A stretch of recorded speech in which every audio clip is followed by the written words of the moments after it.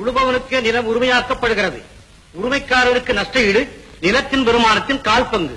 என்ன அநியாயம்? விளைச்சல் காலத்தில் நிலவரி விளைச்சலில் 1/6 பங்கு.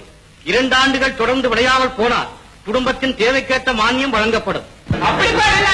பெரிய மாளிகைகளில் சிறு எண்ணிக்கை கொண்ட குடும்பங்கள் வாழ்வது கூடாது.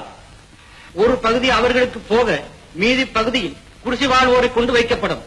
குடிசைகளை என்ன செய்வது? தேவையில்லாத காரணத்தால் குடிசைகள் கொளுத்தப்படும். தொழிலில் முதலீடு செய்பவர்களுக்கு லாபத்தில் 10% மற்றவை தொழிலாளர்களுக்கும் பிரித்து தரப்பட வேண்டும். அப்படி என்றால் பணக்காரர்களே இருக்க மாட்டார்கள்.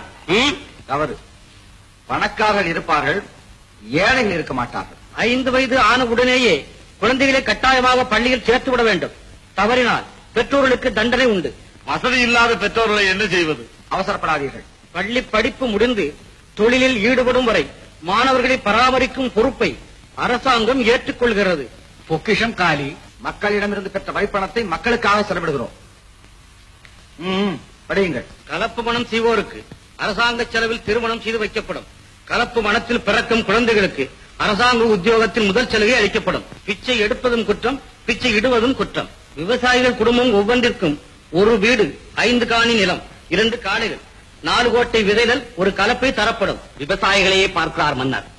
நகரத்தை பற்றி கவலையே படவில்லையே. நகரத்தில் உள்ளவர்களுக்கு ஒரு உதவியும் இல்லையா?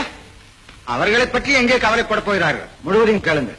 அதேபோல் நகரத்தில் வாழ்பவருக்கு திறமைக்கேற்ற தொழில் கொடுக்கப்படும். ஒவ்வொருவருக்கும் தேவைக்கேற்ற ஊதியம் கொடுக்கப்படும்.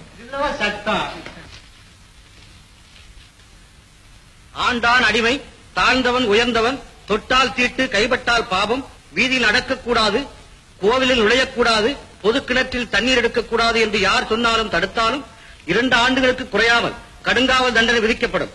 கற்பழித்தால் தூக்கு தண்டனை. எல்லா குற்றவாளிகளும் கருணை மனு சமர்ப்பிக்கலாம். ஆனால் கற்பழித்தவனுக்கு மட்டும் அந்த உரிமை கிடையாது.